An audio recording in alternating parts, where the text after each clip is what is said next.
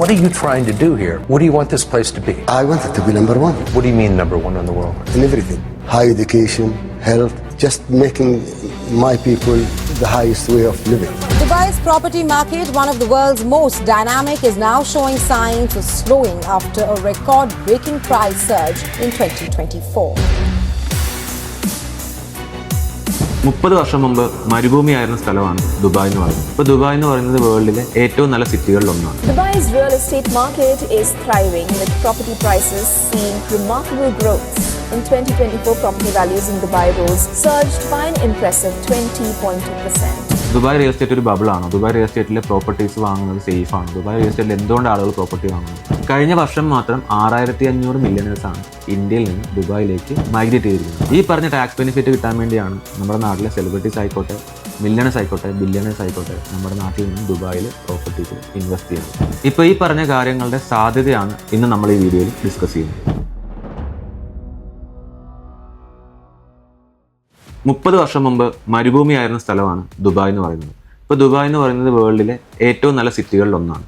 അപ്പോൾ ഇത് ആയതിൻ്റെ റീസൺ എന്ന് പറയുന്നത് എല്ലാവരുടെയും വിചാരം ഇവിടെ ഓയിൽ ട്രേഡിംഗ് അല്ലെങ്കിൽ ഓയിൽ ബേസ് ചെയ്തിട്ടുള്ള ബിസിനസ്സാണ് നടക്കുന്നത്. പക്ഷേ ദുബായ് ഓയിലിനെ ഡിപ്പെൻഡ് ചെയ്യുന്നില്ല. Dubai real estate, investment opportunities, trading, logistics, അങ്ങനെ ഡിഫറൻ്റ് ആയിട്ടുള്ള പല സെഗ്മെന്റ്സിൽ ഫോക്കസ് ചെയ്തതുകൊണ്ടാണ് ദുബായ് ഗ്രോ ചെയ്യുന്നത്. ദുബായുടെ റൂളർ ആയിട്ടുള്ള Sheikh Mohammed bin Rashid Al മക്തുമിന് ഓരോ സമയത്തും ഓരോ വിഷൻസ് ഉണ്ടായിരുന്നു. ഓരോ സമയത്തും ഓരോ കംപ്ലീഷൻ ടാർഗറ്റ്സ് ഉണ്ടായിരുന്നു. ടാർഗറ്റ്സ് എല്ലാം മീറ്റ് ചെയ്താണ് ദുബായ് ഇന്ന് കാണുന്ന ദുബായ് ആയത്. ദുബായ് റിയൽ എസ്റ്റേറ്റ് ഒരു ബബിളാണ്. ദുബായ് റിയൽ എസ്റ്റേറ്റിലെ പ്രോപ്പർട്ടീസ് വാങ്ങുന്നത് സേഫ് ആണ്. ദുബായ് റിയൽ എസ്റ്റേറ്റിൽ എന്തുകൊണ്ട് ആളുകൾ പ്രോപ്പർട്ടി വാങ്ങുന്നു? അങ്ങനെ പല കൺഫ്യൂഷൻസ് ഉണ്ട്. ദുബായ് ക്രാഷ് ആവാൻ സാധ്യതയുണ്ട് റിയൽ എസ്റ്റേറ്റ്. ദുബായിലെ പ്രോപ്പർട്ടീസ് പ്രൈസ് കുറയാൻ സാധ്യതയുണ്ട്. അങ്ങനെ പല ഡൗട്ട്, ഊഹാപോഹങ്ങൾ എല്ലാവരും പറയാറുണ്ട്. അപ്പോൾ എല്ലാവരുടെയും കോമൺ ആയിട്ടുള്ള ഡൗട്ടാണ് ദുബായ് റിയൽ എസ്റ്റേറ്റ് ക്രാഷ് ആവും, ദുബായ് റിയൽ എസ്റ്റേറ്റിൽ പൈസ ഇൻവെസ്റ്റ് ചെയ്യാൻ സേഫ് അല്ല, ദുബായിലെ പ്രോപ്പർട്ടീസ് വാങ്ങാൻ സേഫ് അല്ല. ഇപ്പോൾ ഈ പറഞ്ഞ കാര്യങ്ങളുടെ സാധ്യതയാണ് ഇന്ന് നമ്മൾ ഈ വീഡിയോയിൽ ഡിസ്കസ് ചെയ്യുന്നത്.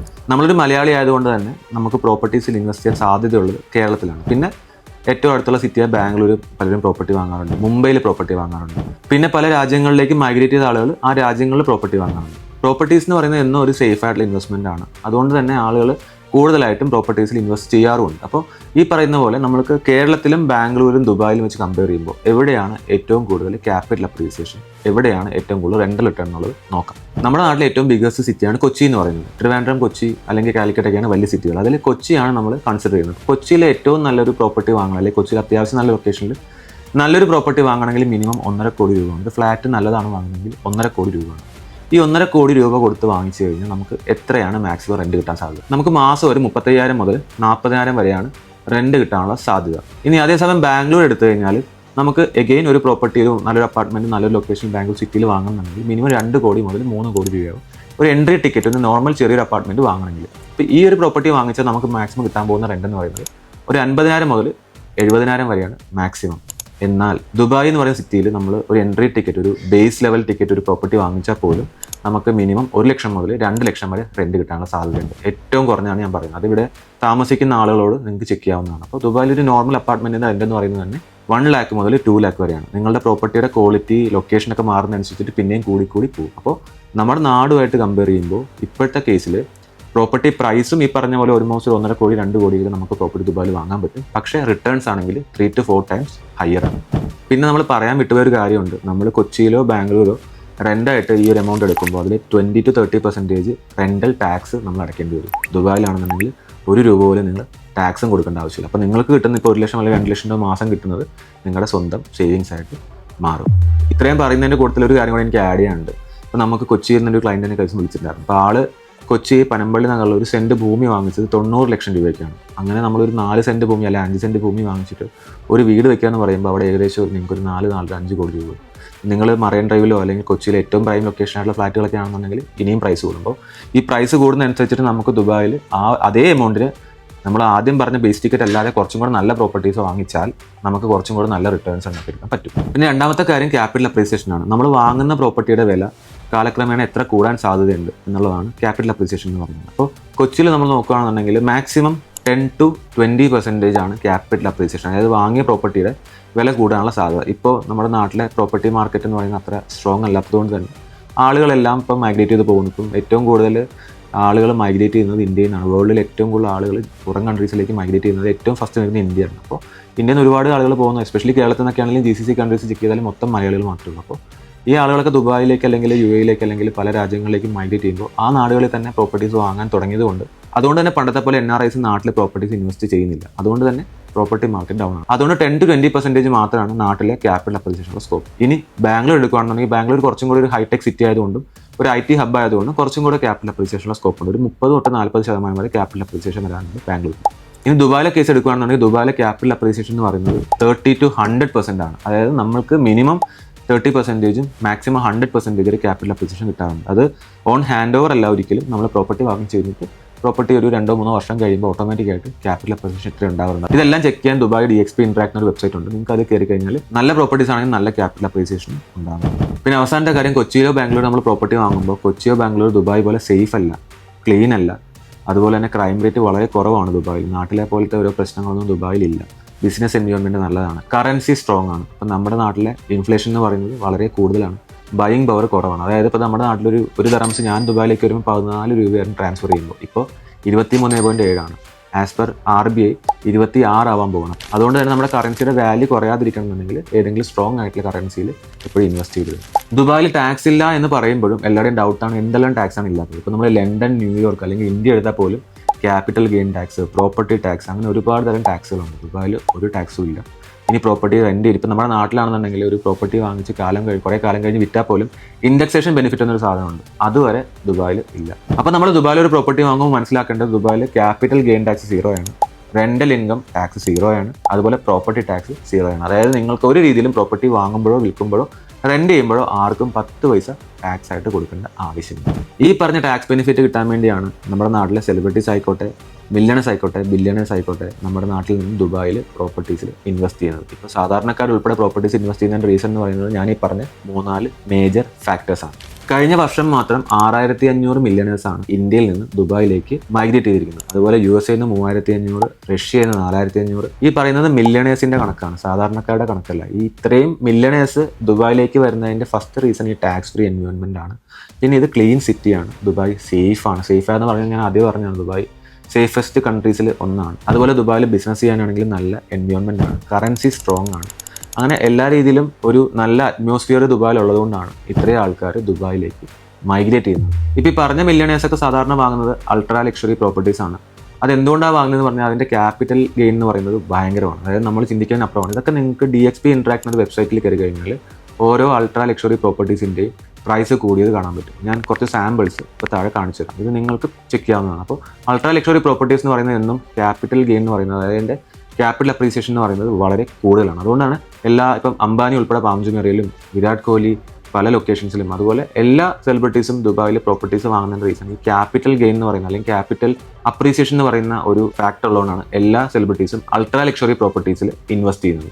ഇനി അൾട്രാ ലക്ഷറി പ്രോപ്പർട്ടീസ് മാത്രമല്ല, നമ്മളൊരു പ്രോപ്പർട്ടി ഇൻവെസ്റ്റ്മെൻറ്റ് ചെയ്യുന്നത് ദുബായിൽ അല്ലെങ്കിൽ വേൾഡിൽ എവിടെയെങ്കിലും ചെയ്യുന്നത് സേഫ് ആണോ അല്ലെങ്കിൽ റിസ്ക് ഉണ്ടോ, അതൊരു ബബിൾ ആണോ എന്നൊക്കെ ഉള്ള കാര്യങ്ങൾ പബ്ലിഷ് ചെയ്യുന്ന ഒരു മാഗസീനാണ് ഗ്ലോബൽ ബബിൾ ഇൻഡെക്സ് എന്ന് പറയുന്നത്. മാഗസീൻ അല്ല, ഒരു റിപ്പോർട്ടാണ്. ഇത് പബ്ലിഷ് ചെയ്യുന്നത് സ്വിസ് ബേസ് ചെയ്തിട്ടുള്ള ഒരു ബാങ്കാണ്. അപ്പോൾ ഇതിനെ ബേസ് ചെയ്തിട്ടാണ് ആളുകൾ കൂടുതലും പ്രോപ്പർട്ടീസിന്റെ റിസ്ക് കാര്യങ്ങളൊക്കെ മനസ്സിലാക്കുന്നത്. അപ്പോൾ ന്യൂയോർക്കിൽ $1 മില്യൺ കൊടുത്താൽ എത്ര വസ്തു കിട്ടും, എത്ര ഏരിയ നമുക്ക് വാങ്ങാൻ പറ്റും. അതുപോലെ ലണ്ടനിലും പാരീസിലും മൊണോക്കോയിലും ദുബായിലും ഒക്കെ വെച്ച് കമ്പയർ ചെയ്യുമ്പോൾ ഇന്ത്യയിലും മുംബൈയൊക്കെ വെച്ചിട്ടുള്ള ഒരു കംപ്ലീറ്റ് ചാർട്ടാണ് ഗ്ലോബൽ ബബിൾ ഇൻഡെക്സ് എന്ന് പറയുന്നത്. അപ്പോൾ ഇങ്ങനെയുള്ള സിറ്റീസിലൊക്കെ $1 മില്യൺ വെച്ച് നമുക്ക് എന്താണ് വാങ്ങാൻ പറ്റുന്നത് നമ്മൾ കൺസിഡർ ചെയ്യുമ്പോൾ $1 മില്യൺ വെച്ചിട്ട് ന്യൂയോർക്കിലോ ലണ്ടനിലോ ഈവൻ മുംബൈയിൽ വാങ്ങുന്നതിനെക്കാട്ടും കൂടുതൽ പ്രോപ്പർട്ടീസ് ദുബായിൽ ഇപ്പോൾ വാങ്ങാൻ പറ്റും. ഇപ്പോൾ സിറ്റിയുടെ കേസിലായിക്കോട്ടെ അല്ലെങ്കിൽ ഈ പറഞ്ഞ റീസൺസ് എല്ലാം വെച്ചിട്ടാണെങ്കിൽ പോലും പ്രോപ്പർട്ടി പ്രൈസ് എന്ന് പറയുന്നത് ന്യൂയോർക്കിലും ലണ്ടനിലും ബാംഗ്ലൂരിലെക്കാട്ടും അല്ലെങ്കിൽ മുംബൈയെക്കാട്ടും വിലക്കുറവിൽ വാങ്ങാൻ സാധിക്കുമെന്നാണ് റിപ്പോർട്ടുകൾ നമ്മളെ പഠിപ്പിക്കുന്നത്. ഇപ്പോൾ നമ്മൾ നോക്കുകയാണെന്നുണ്ടെങ്കിൽ പോലും അതിൻ്റെ റിയാലിറ്റി അതാണ്. ഇപ്പോൾ നമ്മൾ ന്യൂയോർക്കിലുള്ള അല്ലെങ്കിൽ ലണ്ടനിലുള്ള അല്ലെങ്കിൽ ഇപ്പോൾ മുംബൈയിലാണെങ്കിൽ പോലും ഇപ്പോൾ മുംബൈയിൽ ചെമ്പൂർ അല്ലെങ്കിൽ ബാൻഡ്രയൊക്കെ ഒരു പ്രോപ്പർട്ടി വാങ്ങണമെന്നുണ്ടെങ്കിൽ നമ്മൾ ഈ $1 മില്യൺ കൊണ്ടുപോയി വാങ്ങുന്നതിന് ലാഭകരമായിട്ട് ദുബായിൽ ഡൗൺ ടൗണിലെ മറീന പോലുള്ള പ്രൈം ലൊക്കേഷൻസിൽ വലിയ സൈസിൽ വാങ്ങാൻ പറ്റും. കുറച്ചുകൂടി ഈസി ആയിട്ട് ഞാൻ പറയുകയാണെന്നുണ്ടെങ്കിൽ ഇപ്പോൾ നിങ്ങൾക്ക് ഒരു 1000 രൂപ നിങ്ങളുടെ കയ്യിലുണ്ട്, 1000 രൂപ കൊണ്ടുപോയി നിങ്ങൾ ന്യൂയോർക്കിൽ വാങ്ങാൻ പോയി കഴിഞ്ഞാൽ നിങ്ങൾക്ക് കിട്ടുന്നത് 1 സ്ക്വയർ ഫീറ്റ് ആണെന്നുണ്ടെങ്കിൽ ലണ്ടനിലാണെങ്കിൽ ചിലപ്പോൾ 4 സ്ക്വയർ ഫീറ്റ് കിട്ടും. ദുബായിലേക്ക് വന്നു കഴിഞ്ഞാൽ അത് മിനിമം ഒരു 100 സ്ക്വയർ ഫീറ്റ് ആയിട്ട് നമുക്ക് വാങ്ങാം. അതായത് ദുബായ് എന്ന് പറയുന്ന സിറ്റിയിൽ ഇപ്പോൾ പ്രോപ്പർട്ടി പ്രൈസ് വളരെ കുറവാണ്. ഇതൊരു ഗ്രോയിങ് മാർക്കറ്റാണ്. ഇത് പ്ലാറ്റോ ആയിട്ടില്ല. ന്യൂയോർക്ക്, ലണ്ടൻ എന്നൊക്കെ പറയുന്ന സിറ്റികൾ അവിടെ ഓൾറെഡി അതിൻ്റെ ഡെവലപ്മെൻറ്റ്സ് എല്ലാം എൻഡ് സ്റ്റേജാണ്. ഇനി അവിടെ ഒന്നും ചെയ്യാനില്ലാത്തൊരവസ്ഥയാണ്. ദുബായ് എന്ന് പറഞ്ഞാൽ ഗ്രോ ചെയ്തുകൊണ്ടിരിക്കുന്നത് കൊണ്ടും ഇവിടെ പ്രോപ്പർട്ടി പ്രൈസ് വളരെ കുറവാണ്. ഇപ്പോൾ ഞാൻ പറഞ്ഞ എക്സാമ്പിൾ വെച്ചിട്ട് മുംബൈ ആണെങ്കിൽ പോലും ഒരു 1000 രൂപ കൊടുത്ത് നമ്മളൊരു പ്രോപ്പർട്ടി വാങ്ങാൻ ചെന്ന് കഴിഞ്ഞാൽ നമുക്ക് 2 സ്ക്വയർ ഫീറ്റ് കിട്ടുമെങ്കിൽ ദുബായിൽ മിനിമം 8 സ്ക്വയർ ഫീറ്റ് ഇപ്പോഴത്തെ കണക്കിന് വാങ്ങാൻ സാധിക്കും. പ്രൈസ് കുറവാണെങ്കിലും റിട്ടേൺസ് 3 ഇരട്ടി 4 ഇരട്ടിയും കൂടുതലാണ്. അതും ടാക്സ് കൊടുക്കാതെ 0 ടാക്സിലാണ് നമ്മൾ പ്രോപ്പർട്ടീസ് വാങ്ങുന്നതും വിൽക്കുന്നതും റെന്റ് ചെയ്യുന്നത്. നമ്മളിപ്പോൾ ഈ പറഞ്ഞ സിറ്റികളിലൊക്കെ ടാക്സ് ഒന്ന് ചെക്ക് ചെയ്താൽ മനസ്സിലാവും. ടാക്സ് 20 to 30% അപ് ടു 50% വരെ ടാക്സ് വാങ്ങുന്ന സിറ്റീസാണ് ഈ പറയുന്ന സിറ്റീസ്. ഇപ്പോൾ ദുബായ് എന്ന് പറയുന്നത് 100% ടാക്സ് ഫ്രീ ആണ്. അതുകൊണ്ട് തന്നെ ഈ വിലക്കുറവിലും പ്രോപ്പർട്ടി വാങ്ങാം, ടാക്സ് കൊടുക്കുകയും ചെയ്യേണ്ട. അപ്പോൾ അതുകൊണ്ട് നമുക്ക് കിട്ടുന്ന ഇൻകം അല്ലെങ്കിൽ നമുക്ക് കിട്ടുന്ന ക്യാപിറ്റൽ ഗെയിൻ എന്ന് പറയുന്നത് നമ്മളുടെ സ്വന്തം കയ്യിലിരിക്കും. അതാണ് ഏറ്റവും വലിയ അഡ്വാൻറ്റേജ്. പിന്നെ അത് കൂടാതെ ഇപ്പോൾ ദുബായിൽ ഇനി ഗ്രോയിങ് സിറ്റി എന്ന് പറയുമ്പോഴും ദുബായ് ഷെയ്ക്കിൻ്റെ ഒരു പ്രത്യേകത എന്താണെന്ന് പറഞ്ഞാൽ ഓരോ 10 വർഷം കൂടുമ്പോൾ ഓരോ പ്രൊജക്റ്റ് അനൗൺസ് ചെയ്യും. 2020 എക്സ്പോ ആയിരുന്നെങ്കിൽ ഓരോ വർഷവും അങ്ങനെ നമുക്ക് ഓരോരോ പുതിയ പ്രൊജക്റ്റുകൾ, ബുർജ് ഖലീഫ പോലെയുള്ള ഏറ്റവും ലാൻഡ്മാർക്ക് ആയിട്ടുള്ള ഏറ്റവും ഐക്കോണിക് ആയിട്ടുള്ള ഓരോ പ്രൊജക്റ്റുകൾ ദുബായിൽ അനൗൺസ് ചെയ്യുന്നത്. ദുബായ് ചെറിയൊരു സിറ്റിയാണ്, വലിയ സിറ്റി അല്ല. അതുകൊണ്ട് തന്നെ ഇവിടെ ഓരോ ഐക്കോണിക് ആയിട്ടുള്ള പ്രൊജക്റ്റുകൾ അനൗൺസ് ചെയ്യുമ്പോൾ ആളുകൾ കൂടുതലായിട്ട് അട്രാക്റ്റ് ആയിപ്പെടും. അതുകൊണ്ട് തന്നെ ദുബായ് എന്ന് പറയുന്നത് ഇപ്പോഴും ഗ്രോ ചെയ്തുകൊണ്ടിരിക്കുന്നത്. ദുബായ് ഷെയ്ക്കിൻ്റെ ഏറ്റവും ലേറ്റസ്റ്റ് ആയിട്ടുള്ള വിഷനാണ് 2030 വിഷൻ. അതിൽ ഏറ്റവും ഇമ്പോർട്ടൻ്റ് ആയിട്ടുള്ള കാര്യം ദുബായ് ഒരു 20 മിനിറ്റ് സിറ്റി ആക്കി മാറ്റുമെന്നാണ് പറയുന്നത്. അതായത് ദുബായിലെ ഏത് ലൊക്കേഷൻ, ദുബായ് ഒരു ചെറിയ സിറ്റിയാണ്. ദുബായ് എന്ന് പറയുന്ന സിറ്റിയിലെ ഏത് സ്ഥലത്ത് നിന്ന് ഏത് സ്ഥലത്തേക്കും പോകാൻ 20 മിനിറ്റ് ഡിസ്റ്റൻസിൽ എത്താൻ സാധിക്കും. അങ്ങനെ ഒരു രീതിയിലേക്ക് ദുബായ് മാറ്റുമെന്നാണ് ദുബായ് ഷെയ്ഖ് അവകാശപ്പെടുന്നത്. അത് അവകാശപ്പെടുന്നത് മാത്രമല്ല, അത് ചെയ്തിട്ടുമുണ്ട്. ദുബായിൽ ഏതൊക്കെ പ്രൊജക്റ്റ് അനൗൺസ് ചെയ്തിട്ടുണ്ടോ അതെല്ലാം ഏതെങ്കിലും രീതിയിലൊക്കെ ദുബായ് കംപ്ലീറ്റ് ചെയ്തിട്ടുണ്ട്. അതുകൊണ്ട് മാത്രമാണ് ദുബായ് ഇത്രയും ഫാസ്റ്റായിട്ട് ഗ്രോ ചെയ്യുന്നത്. ഇപ്പോൾ ദുബായിലെ ഇവിടെ ഒരു 40 വർഷം 30 വർഷമായിട്ട് താമസിച്ച ആളുകളോട് ചോദിച്ചാൽ അറിയാം. അല്ലെങ്കിൽ നിങ്ങൾ ചുമ്മാ ഗൂഗിളിൽ കേട്ട് ഓൾഡ് ദുബായ് ന്യൂ ദുബായ് എന്ന് അടിച്ചാൽ നിങ്ങൾക്ക് ആ ഡിഫറൻസ് കാണാൻ പറ്റും. അത്രയും ഡ്രാസ്റ്റിക് ആയിട്ടുള്ള ഡെവലപ്മെൻറ്റ്സ് വേൾഡിലെ ഒരു സിറ്റിക്കും അവകാശപ്പെടാൻ സാധിക്കില്ല. അത് ഗ്യാരണ്ടിയാണ്. അല്ലെങ്കിൽ നിങ്ങൾക്ക് താഴെ കമൻറ്റ് ചെയ്യാം ഏത് സിറ്റിയാണ് ഇതുപോലെ ഗ്രോ ചെയ്തേക്കുന്നത്.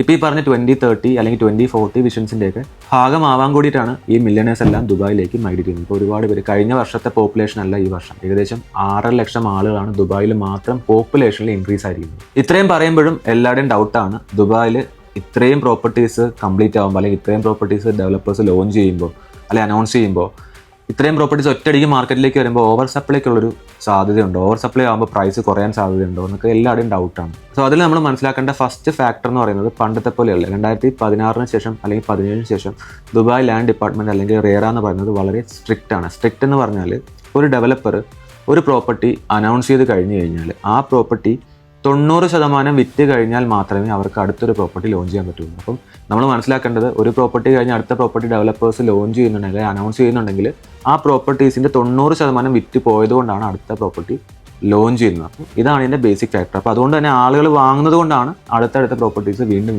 ലോഞ്ച് ചെയ്യുന്നത്. പക്ഷേ എങ്കിൽ പോലും കമ്പയർ ചെയ്യുമ്പോൾ ലാസ്റ്റ് ഇയറിനെക്കാട്ടും ഈ വർഷം പ്രോപ്പർട്ടി ലോഞ്ചസുകളാണെങ്കിലും എല്ലാം വളരെ കുറവാണ്. നല്ല ഡെവലപ്പേഴ്സിൻ്റെ എസ്പെഷ്യലി വളരെ കുറവാണ്. സോ അതുകൊണ്ട് തന്നെ ദുബായിൽ ഒരു ഡെവലപ്പർക്ക് ചുമ്മാ കുറേ പ്രോപ്പർട്ടീസ് അങ്ങനെ അനൗൺസ് ചെയ്യാനൊന്നും പറ്റില്ല.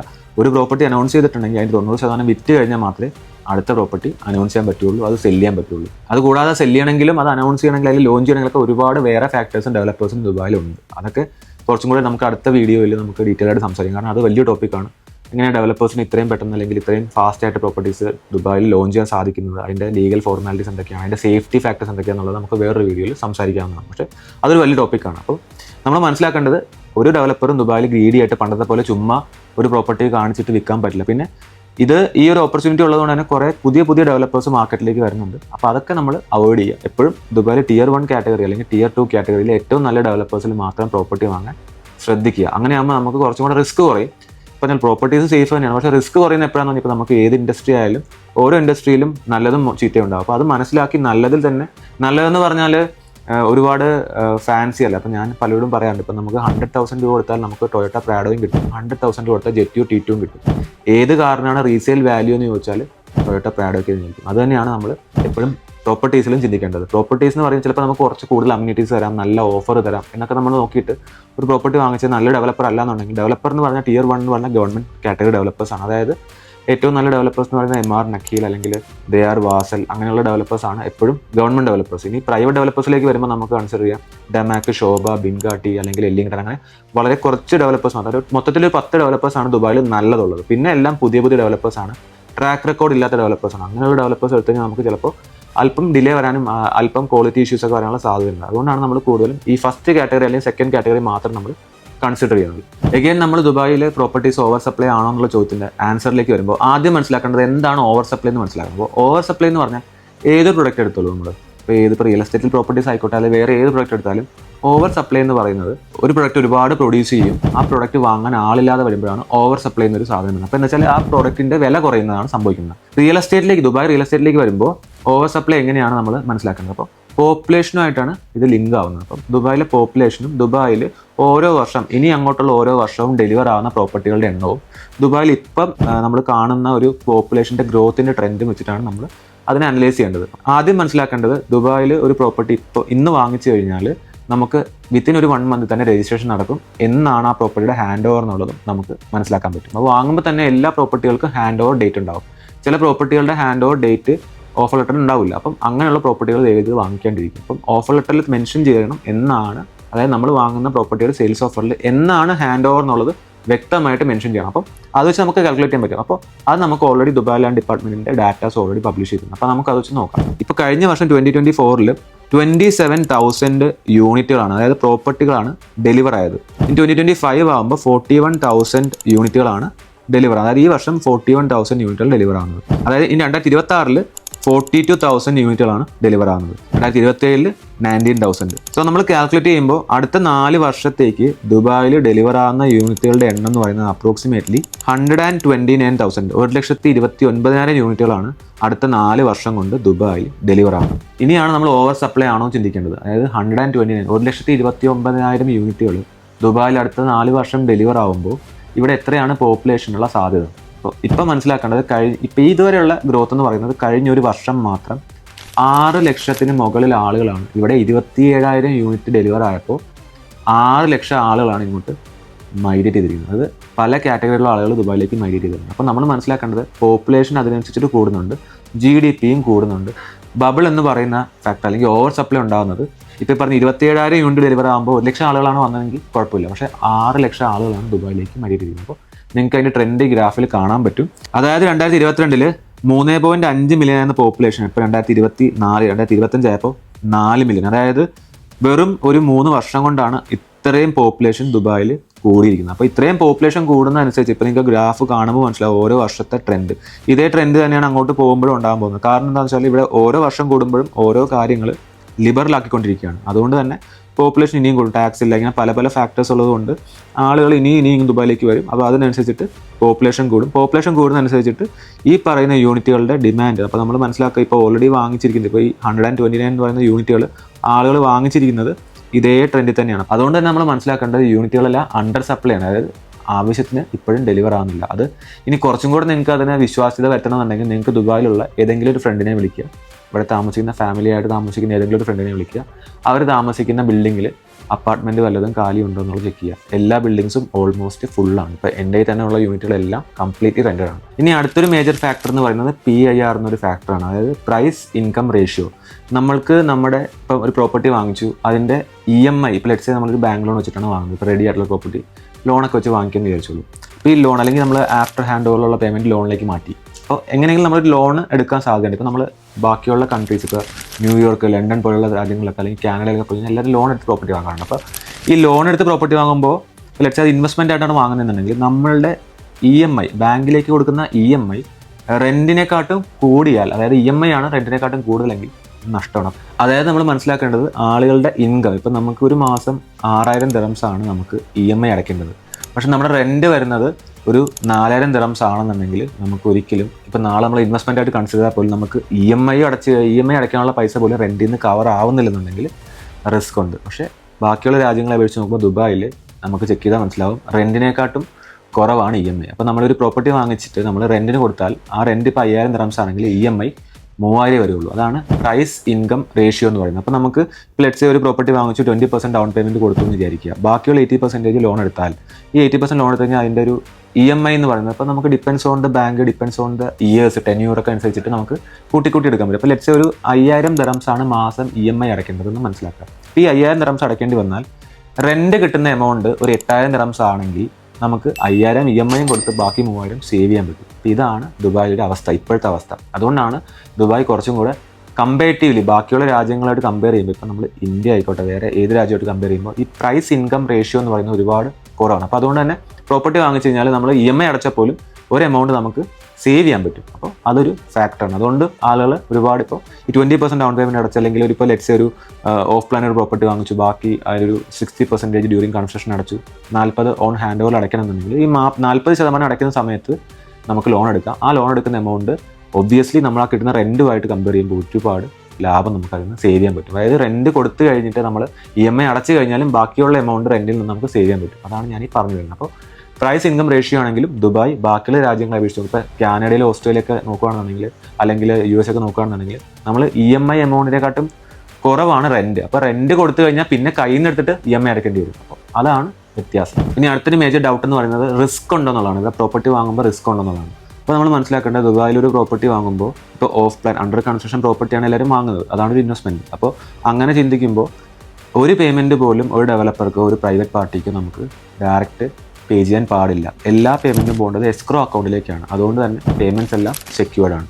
നമ്മളൊരു പ്രോപ്പർട്ടി വാങ്ങുമ്പോൾ പ്രോപ്പർട്ടിയുടെ പേയ്മെൻറ്റുകളെല്ലാം എസ്ക്രോ അക്കൗണ്ടിലേക്ക് പോകുന്നതുകൊണ്ട് തന്നെ ഡെവലപ്പർക്ക് നമ്മുടെ പൈസ ആക്സസ് ചെയ്യാൻ പറ്റുന്നില്ല. അത് റേറ DLD എല്ലാം പ്രോപ്പറായിട്ട് മോണിറ്റർ ചെയ്യുന്നതാണ്. നിങ്ങൾക്ക് വേൾഡിൽ എവിടെ ഇരുന്നിട്ടും ഇതെല്ലാം ആക്സസ് ചെയ്യാനും പറ്റും. അപ്പം അതും വലിയ ഫാക്ടറാണ്. അതുകൊണ്ട് റിസ്ക് എന്ന് പറയുന്നത് വളരെ കുറവാണ്. പിന്നെ ഏറ്റവും ഇമ്പോർട്ടൻ്റ് ഉള്ള കാര്യം, ദുബായിൽ ഒരു രീതിയിലും എക്സ്ട്രാ ഒരു പേയ്മെൻറ്റ് നിങ്ങൾക്ക് വരുന്നില്ല. ആകെ പ്രോപ്പർട്ടി വാങ്ങുമ്പോൾ 4% DLD ഫീസും പിന്നെ ചെറിയൊരു ഉക്കൂദ് എന്ന് പറയുന്ന പേയ്മെൻറ്റ് മാത്രമാണ് നിങ്ങൾക്ക് ഒരു പ്രോപ്പർട്ടി പർച്ചേസിൽ വരുന്നത്. അതല്ലാതെ ഒരു പേയ്മെൻറ്റും വരുന്നില്ല. വേറെ ദുബായിൽ വിസയോ അങ്ങനെ ഒന്നും വേണ്ട.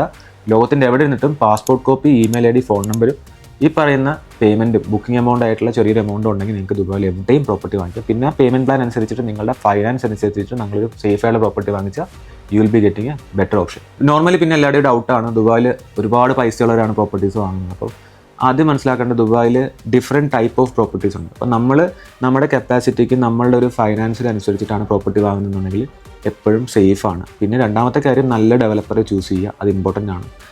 നമ്മളെ ഒരിക്കലും ഓരോ വാഗ്ദാനങ്ങളിലോ ഓരോ മാർക്കറ്റിങ്ങിലോ ഓരോ അഡ്വർടൈസ്മെൻറ്റ്സിലോ പോയിട്ട് പെടാതെ, നല്ല ഡെവലപ്പേഴ്സൊന്നും ഇവിടെ ഒരുപാട് ബോർഡുകളോ അല്ലെങ്കിൽ ഫ്ലെക്സുകളോ അല്ലെങ്കിൽ ഹോർഡിങ്സുകളോ ഒരു രീതിയിലുള്ള മാർക്കറ്റിംഗ് നല്ല ഡെവലപ്പേഴ്സിന് ആവശ്യമില്ല. പുതിയ ഡെവലപ്പേഴ്സിനും എൻട്രി ലെവൽ ഡെവലപ്പേഴ്സിനുമാണ് ഒരുപാട് മാർക്കറ്റിങ്ങിൻ്റെ ആവശ്യം വരുന്നത്. ഇനി ഒരുപാട് പൈസയുള്ളവർ എവിടെയാണ് ഇൻവെസ്റ്റ് ചെയ്യുന്നത്, അല്ലെങ്കിൽ ഓരോ ടൈപ്പ് ആൾക്കാർക്കും എവിടെയാണ് ഇൻവെസ്റ്റ് ചെയ്യേണ്ടതെന്നുള്ള ഡൗട്ട് ഉണ്ടാവും. അപ്പോൾ അത് ഞാൻ ക്ലിയർ ആയിട്ട് പറഞ്ഞത്. ഇപ്പം അൾട്രാ ലക്ഷറി അല്ലെങ്കിൽ ഒരുപാട് പൈസകൾ, ഇപ്പോൾ അംബാനി, ഷാറൂഖ് ഖാൻ, വിരാട് കോഹ്ലി അങ്ങനെ പൈസയുള്ള ആളുകളൊക്കെ ചെയ്യുന്നത് ultra luxury properties, palm Jumeirah പോലെയുള്ള അല്ലെങ്കിൽ എമിറേറ്റ്സ് ഹിൽസ് പോലെയുള്ള അൾട്രാ ലക്ഷറി പ്രോപ്പർട്ടീസ് വാങ്ങിക്കും. അപ്പോൾ വാങ്ങിക്കുമ്പോൾ നിങ്ങൾക്ക് DXP ഇൻട്രാക്ട് ചെക്ക് ചെയ്യാൻ പറ്റും. ചെറിയ വിലയ്ക്ക് വാങ്ങിക്കാം. അപ്പോൾ അൾട്രാ ലക്ഷറി പ്രോപ്പർട്ടീസിൻ്റെ പ്രത്യേകത, നിങ്ങൾ വാങ്ങുമ്പോൾ പോലും വലിയ പൈസ ആയിരിക്കും. ലെറ്റ്സ് ഒരു 40 million 30 million, അതായത് നാട്ടിൽ 60-70 കോടി രൂപയ്ക്ക് നിങ്ങൾ വാങ്ങിച്ചാൽ, പക്ഷേ അത് ലിമിറ്റഡ് ഇൻവെൻട്രി ആയതുകൊണ്ട് 10-15 യൂണിറ്റുകൾ മാത്രമേ ഉണ്ടാവുള്ളൂ. അതുകൊണ്ട് തന്നെ അത് അത്രയും ഡിമാൻഡുള്ള പ്രോപ്പർട്ടീസ് ആയതുകൊണ്ട് തന്നെ അതിൻ്റെ ക്യാപിറ്റൽ അപ്രീസിയേഷനുള്ള സ്കോപ്പ് വളരെ കൂടുതലാണ്. കാരണം നിങ്ങൾ 40 million പ്രോപ്പർട്ടി വാങ്ങിച്ചിട്ട് ഒരു 5 വർഷം കഴിഞ്ഞ് വിറ്റാൽ 80, 90, 100, ചില പ്രോപ്പർട്ടീസ് 150 വരെ, ഇപ്പോൾ ഇന്നോവേറ്റ് ചെയ്തൊക്കെ വിൽക്കുകയാണെന്നുണ്ടെങ്കിൽ 150 million വരെയൊക്കെ നമുക്ക് വിൽക്കാൻ പറ്റുന്ന ഓപ്ഷൻസ് ദുബായിൽ ഉണ്ട്. അപ്പോൾ നമ്മൾ മനസ്സിലാക്കേണ്ടത് ക്യാപിറ്റൽ ഗെയിൻ ആണ്. അതായത് ഈ പ്രോപ്പർട്ടികൾ, ഈ അൾട്രാ ലക്ഷറി പ്രോപ്പർട്ടികൾ വാങ്ങുമ്പോൾ നമുക്ക് റെൻ്റൽ റിട്ടേൺ എന്നുള്ളൊരു സാധനം വളരെ കുറവായിരിക്കും. ഇപ്പം നമ്മൾ ഓരോ പ്രോപ്പർട്ടി, ഞാൻ ആദ്യം പറഞ്ഞ പോലെ റെൻ്റൽ റിട്ടേൺസ്, നമുക്ക് ഓരോ സ്ഥലത്തും കിട്ടുന്ന റിട്ടേൺസിൻ്റെ പെർസെൻറ്റേജ് ഉണ്ട്. അപ്പോൾ നമ്മൾ മനസ്സിലാക്കേണ്ടത് ഈ പറയുന്ന അൾട്രാ ലക്ഷറി പ്രോപ്പർട്ടീസ് വാങ്ങുമ്പോൾ നമുക്ക് കിട്ടുന്നത് ക്യാപിറ്റൽ ഗെയിൻ ആയിരിക്കും. അതായത് ക്യാപിറ്റൽ അപ്രീസിയേഷൻ ഒരുപാട് കിട്ടും. പക്ഷേ ഇപ്പോൾ ലെറ്റ്സ് 50 million പ്രോപ്പർട്ടിയാണ്, ഒരു വില്ലയാണ് നമ്മുടെ കയ്യിലുള്ളത്. പാം ജുമേറ വില്ലയാണുള്ളത്, അൾട്രാ ലക്ഷറി വില്ല എന്ന് വിചാരിക്കുക. അപ്പോൾ 50 million എന്ന് പറയുന്ന വില്ല റെൻ്റ് ഔട്ട് ചെയ്താൽ നമുക്ക് കിട്ടാൻ സാധ്യതയുള്ള റെൻ്റ് എന്ന് പറയുന്നത് ഇപ്പോൾ ഒരു 1 to 2 million ആണ് റെൻ്റ് എന്ന് വിചാരിക്കുക. അപ്പോൾ പോലും നമ്മുടെ റെൻ്റൽ റിട്ടേൺസിൻ്റെ പെർസെൻറ്റേജ് വളരെ കുറവാണ്. 5 million റെൻ്റ് മാസം കിട്ടിയാൽ മാത്രമേ നമുക്ക് 10% കിട്ടുന്നുള്ളൂ. 1-2 million ആണ് നമുക്ക് കിട്ടുന്നെങ്കിൽ പോലും നമ്മുടെ റെൻ്റലിൻ്റെ ആ ഒരു പെർസെൻറ്റേജ് വളരെ കുറവായിരിക്കും. അപ്പോൾ സ്ഥിരമായിട്ടുള്ള ഒരു റെൻ്റൽ ഇൻകം ആണ് നമ്മുടെ എക്സ്പെക്ടേഷൻ എങ്കിൽ ഒരിക്കലും അൾട്രാ ലക്ഷറി പ്രോപ്പർട്ടി നല്ലൊരു ഓപ്ഷൻ അല്ല. അപ്പോൾ നമ്മൾ ക്യാപിറ്റൽ ഗെയിൻ ആണ് ഉദ്ദേശിക്കുന്നതെങ്കിൽ അൾട്രാ ലക്ഷറി. അപ്പോൾ ഈ പറയുന്ന മില്യണേഴ്സ് അല്ലെങ്കിൽ ബില്യണേഴ്സ് എന്തുകൊണ്ടാണ് ഈ അൾട്രാ ലക്ഷറി പ്രോപ്പർട്ടി വാങ്ങുന്നത്? അവരുടെ ഉദ്ദേശം എന്ന് പറയുന്നത് ഷോർട്ട് ടൈം ആയിട്ട് പൈസ പാർക്ക് ചെയ്ത് ലോങ് ടേമിൽ ക്യാപിറ്റൽ അപ്രീസിയേഷൻ ഉണ്ടാക്കിയെടുക്കുക എന്നുള്ളതാണ്. അതായത് പൈസ ഇപ്പോൾ ഉള്ള പൈസ പാർക്ക് ചെയ്യുക, വാങ്ങിച്ചിടുക, അത് അവിടെ അസറ്റായിട്ട് കിടക്കും. ഒരു 5-10 വർഷം കഴിയുമ്പോൾ അത് റീസെയിൽ ചെയ്യുക. അപ്പോൾ പൈസയ്ക്ക് ആവശ്യമുള്ളപ്പോൾ റീസെയിൽ ചെയ്യുമ്പോൾ അത്രയും പൈസ അവർക്ക് ലിക്വിഡിറ്റി ആയിട്ട് കിട്ടുകയും ചെയ്യും. അപ്പോൾ ഇതാണ് ഇത് ഈ അൾട്രാ ലക്ഷറി പ്രോപ്പർട്ടീസ് വാങ്ങുന്നത്. ഇനി നമുക്ക് അതിൻ്റെ നെക്സ്റ്റ് സെഗ്മെൻറ്റ് വരുന്നത് മെറ്റിക്കറ്റ് ആണ്. അതെന്ന് പറയുന്നത് നമുക്ക് ക്യാപിറ്റൽ അപ്രീസിയേഷനുള്ള സ്കോപ്പുണ്ട്, റെൻ്റലിനുള്ള സ്കോപ്പുണ്ട്. പക്ഷേ ആസ് എ മലയാളി ഞാൻ എല്ലാവരും പറയുന്നത്, ആദ്യമായിട്ട് ദുബായിൽ ഒരു പ്രോപ്പർട്ടി വാങ്ങുമ്പോൾ എപ്പോഴും നമ്മൾ ക്യാപിറ്റൽ അപ്രീസിയേഷൻ എപ്പോഴായാലും ദുബായിൽ ഉണ്ടാകും. അതൊരു ലോങ് ടേമിലാണ് എക്സ്പെക്ട് ചെയ്യേണ്ടത്. ഇത് ട്രേഡിങ്ങോ മറ്റേ ബാക്കിയുള്ള ബിസിനസ്സോ അല്ല. ഇതെന്ന് പറയുന്നത് ഒരു അസറ്റ് ബിൽഡ് ചെയ്യുന്നതാണ്. നിങ്ങൾ ഒരു ഗോൾഡ് വാങ്ങിച്ചിട്ട് നമുക്ക് ചില കേസിൽ ആൾക്കാർ ഇപ്പോൾ പറയാറുണ്ട് 20 വർഷം കൊണ്ടാണ് ഗോൾഡിൻ്റെ പ്രൈസ് ഇത്രയും കൂടിയിരിക്കുന്നത്. അപ്പോൾ അതനുസരിച്ചിട്ട് നമുക്ക് അസറ്റ്സ് ബിൽഡ് ചെയ്യുമ്പോൾ മനസ്സിലാക്കുക, വേൾഡിൽ ഒരൊറ്റ അസറ്റാണ് മാസം റിട്ടേൺസും ക്യാപിറ്റൽ കൂടുന്ന ഒരേ ഒരു സേഫസ്റ്റ് ഇൻവെസ്റ്റ്മെൻറ്റ് ലോകത്തുള്ളത് റിയൽ എസ്റ്റേറ്റ് ആണ്. അതായത് നമുക്കിപ്പോൾ പൈസ എൻ്റെ 1 കോടി രൂപ ഉണ്ടെങ്കിൽ ഈ 1 കോടി രൂപ നമ്മൾ ബാങ്കിലിട്ടാൽ എനിക്ക് അതിൻ്റെ ക്യാപിറ്റൽ ഒരിക്കലും കൂടില്ല. ആ 1 കോടി അവിടെ തന്നെ നടക്കും. പക്ഷേ നമുക്ക് എല്ലാ മാസം ഇൻട്രസ്റ്റ് കിട്ടും. നമ്മൾ വേൾഡിൽ ഏത് സെഗ്മെൻറ്റ് എടുത്താലും നമുക്ക് എല്ലാ മാസവും ഒരു വരുമാനവും ആ ഇട്ട പൈസ കൂടുന്ന സേഫസ്റ്റ് ആയിട്ടുള്ള ഇൻവെസ്റ്റ്മെൻറ്റ് എന്ന് പറയുന്നത് റിയൽ എസ്റ്റേറ്റ് ആണ്. ഇപ്പോൾ ഗോൾഡ് ആണെങ്കിൽ വില കൂടും, പക്ഷേ എല്ലാ മാസവും റിട്ടേൺസ് കിട്ടില്ല. വേറെ ഏത് എടുത്താലും നമുക്ക് അതിനൊക്കെ ഒരുപാട് റിസ്ക് ഫാക്ടർ ഉണ്ട്. പ്രോപ്പർട്ടീസിൽ റിസ്ക് ഇല്ല. അൾട്ടിമേറ്റ്ലി നമ്മുടെ അസറ്റ് നമ്മുടെ കയ്യിലുണ്ട്. അതുകൊണ്ട് കൂടെയാണ് ആളുകൾ ഇതിൽ കൂടുതലായിട്ട് ഇൻവെസ്റ്റ് ചെയ്യുന്നത്. നമ്മൾ ആസ് എ മലയാളി ചെയ്യേണ്ടത് എപ്പോഴും ഒരു മിഡ് ടിക്കറ്റ് അല്ലെങ്കിൽ ലോ ടിക്കറ്റ് എൻട്രി ലെവലിൽ പ്രോപ്പർട്ടീസ് എടുത്തു കഴിഞ്ഞാൽ നമുക്ക് സേഫ് ആണ്. അപ്പോൾ റെൻ്റൽ ഇൻകം ആണ് നമ്മുടെ ഉദ്ദേശമെങ്കിൽ 8 to 9% റിട്ടേൺസ് കിട്ടണമെങ്കിൽ പ്രോപ്പർട്ടിയുടെ വില കുറഞ്ഞിരിക്കണം. പ്രോപ്പർട്ടിയുടെ വില കുറഞ്ഞിരിക്കുകയാണെന്നുണ്ടെങ്കിൽ നമുക്ക് ഒരു ആവറേജ് റെൻറ്റും കിട്ടുകയാണെന്നുണ്ടെങ്കിൽ ഒബ്വിയസ്ലി 8 to 9% ദുബായിൽ ഈസി ആയിട്ട് ജനറേറ്റ് ചെയ്യാൻ പറ്റും. എപ്പോഴും എൻ്റെ ഒരു സജഷൻ എന്ന് പറയുന്നത് നമ്മളൊരു വലിയ പ്രോപ്പർട്ടി വാങ്ങുന്നതിലും ചെറിയ കുറച്ച് പ്രോപ്പർട്ടീസ് വാങ്ങിച്ചിടുകയാണെന്നുണ്ടെങ്കിൽ നമുക്ക് നല്ല റെൻ്റൽ റിട്ടേൺസ് ജനറേറ്റ് ചെയ്യാൻ പറ്റും. അതായത് ഇപ്പോൾ ഒരു 8 ലക്ഷം ദിർഹംസിൻ്റെ പ്രോപ്പർട്ടിക്ക് നമുക്കൊരു 80,000 ദിർഹംസ് എന്തായാലും ദുബായിൽ റിട്ടേൺസ് കിട്ടും. 75 അല്ലെങ്കിൽ 70 എന്തായാലും കിട്ടും. അപ്പോൾ തന്നെ മനസ്സിലാക്കാം നമുക്ക് 8 ലക്ഷം എന്ന് പറയുന്ന പ്രോപ്പർട്ടി വാല്യൂ നമുക്ക് കിട്ടുന്ന റിട്ടേൺസ് 75 or 80 ആണെന്നുണ്ടെങ്കിൽ 10% റിട്ടേൺസ്. അത് ദുബായിലെ എല്ലാ അപ്പാർട്ട്മെൻറ്റുകളിലും അപ്രോക്സിമേറ്റ്ലി നല്ല ലൊക്കേഷൻസിൽ, അത്യാവശ്യം നല്ല ലൊക്കേഷൻസ്, ഇപ്പോൾ JVC, JVT, അൽഫുർജാൻ അല്ലെങ്കിൽ ദുബായ് ലാൻഡ്, പ്രൊഡക്ഷൻ സിറ്റി, ഈ ലൊക്കേഷൻസിലൊക്കെ 75+ ആണ് 1 bedroom റെൻറ്റ്. അപ്പോൾ നമുക്ക് അവിടെ ഒരു 800 അല്ലെങ്കിൽ 900,000 അല്ലെങ്കിൽ 1 million ആ റേഞ്ചിലുള്ള പ്രോപ്പർട്ടി വാങ്ങിച്ചാൽ തന്നെ നമുക്ക് നിയർലി 7 to 8% റിട്ടേൺസ് ആണ് മന്ത്ലി കിട്ടുന്നത്. അതിൽ വേറെ ഒരു ഹിഡൻ ചാർജോ ടാക്സോ ഒന്നും കൊടുക്കേണ്ടതാണ്. ഇതാണ് ഇതിൻ്റെ ബെനിഫിറ്റ്. അപ്പോൾ എപ്പോഴും ഒരു മലയാളിയെ സംബന്ധിച്ചിടത്തോളം ആദ്യം നമ്മളൊരു വലിയ പ്രോപ്പർട്ടി പോയി വാങ്ങിക്കാതെ നമ്മൾ ഇപ്പോൾ ഒരു ലക്ഷം നിങ്ങളുടെ ഫൈനാൻസ് എല്ലാ മാസവും നിങ്ങൾക്ക് ഇത്രയാണ് വരുമാനം വരുന്നത്. അപ്പോൾ റെൻ്റൽ റിട്ടേൺ എക്സ്പെക്ട് ചെയ്യാൻ പറ്റും. ക്യാപിറ്റൽ അപ്രീസിയേഷൻ ഒരിക്കലും നിങ്ങൾക്ക് വാങ്ങി 2 ദിവസം കഴിഞ്ഞിട്ടോ 2 വർഷം കഴിഞ്ഞിട്ടോ അല്ല കിട്ടുന്നത്. പ്രോപ്പർട്ടീസ് എന്ന് പറയുന്നത് എപ്പോഴും ഒരു ലോങ് ടേം ആണ് നിങ്ങൾക്ക് ക്യാപിറ്റൽ അപ്രീസിയേഷൻ. അപ്പോൾ നിങ്ങൾക്ക് അത് ഹോൾഡ് ചെയ്യാനുള്ള കപ്പാസിറ്റിയും കൂടെ വേണം. പിന്നെ ഇതിലൊരു റിസ്ക്, പിന്നെ രണ്ടാമത്തെ ഒരു റിസ്ക് ഫാക്ടർ എന്ന് പറയുന്നത് ആൾക്കാർ നോർമലി ചെയ്യുന്നത്, ഇപ്പോൾ 5 million പ്രോപ്പർട്ടിക്ക് ഒരാൾ പറയുകയാണ്, ഒരു ഏജൻറ്റ് ആരെങ്കിലും പറയുകയാണ് നിങ്ങൾ 1.5 million അടച്ചാൽ മതി, നിങ്ങൾക്ക് പകുതിയാകുമ്പോൾ ഞാനത് വിറ്റ് 8 million വിറ്റ് തരാം, അപ്പോൾ ആ പൈസ നിങ്ങൾക്ക് ലാഭം എടുക്കാൻ പറ്റും എന്ന് പലരും പറയാറുണ്ട്. അങ്ങനെയൊന്നും ചെയ്യരുത്. അല്ലെങ്കിൽ ഇപ്പോൾ ഒരു 1 million പ്രോപ്പർട്ടിക്ക് നിങ്ങൾ ഡൗൺ പേയ്മെൻറ്റ് അടച്ചാൽ തന്നെ നിങ്ങൾക്ക് 1.5 വിൽക്കാം. ഇതൊന്നും റിയാലിറ്റിയിൽ പോസിബിൾ അല്ല, പ്രാക്ടിക്കലി പോസിബിൾ അല്ല. ആവശ്യമില്ലാത്ത പാഴ്വാഗ്ദാനങ്ങളിൽ പോയി പെടുമ്പോഴാണ് എപ്പോഴും നമ്മുടെ ഇൻവെസ്റ്റ്മെൻറ്റ് സേഫ് അല്ലാതാകുന്നത്. അപ്പോൾ അതുകൊണ്ട് തന്നെ ഒരു പ്രോപ്പർട്ടി നമ്മൾ വാങ്ങിച്ച് കഴിയുമ്പോൾ അല്ലെങ്കിൽ നമ്മൾ പ്രോപ്പർട്ടി ഇൻവെസ്റ്റ് ചെയ്യാൻ പ്ലാൻ ചെയ്യുമ്പോൾ മനസ്സിലാക്കേണ്ടത് നമ്മുടെ ക്യാഷ് ഫ്ലോ ഉറപ്പ് വരുത്തണം.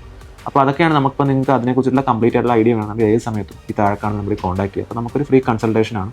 എപ്പോൾ വേണമെങ്കിൽ കോൺടാക്ട് ചെയ്താൽ നമുക്ക് അതിനെ കറക്റ്റ് നിങ്ങൾക്കത് പറ്റുമോ ഇല്ലയോ, അല്ലെങ്കിൽ നിങ്ങൾക്ക് ഏത് പ്രോപ്പർട്ടിയാണ് നല്ലത്, സ്യൂട്ടബിൾ, നിങ്ങൾക്ക് ആവശ്യമില്ലാത്ത റിസ്ക്കുകൾ എങ്ങനെ ഒഴിവാക്കാൻ പറ്റും, ഇതെല്ലാം നമുക്ക് ഡിസ്കസ് ചെയ്യാവുന്നതാണ്. അപ്പം നിങ്ങൾക്ക് താഴെ കാണുന്ന നമ്പർ എപ്പോൾ വേണമെങ്കിലും കോൺടാക്ട് ചെയ്യാം.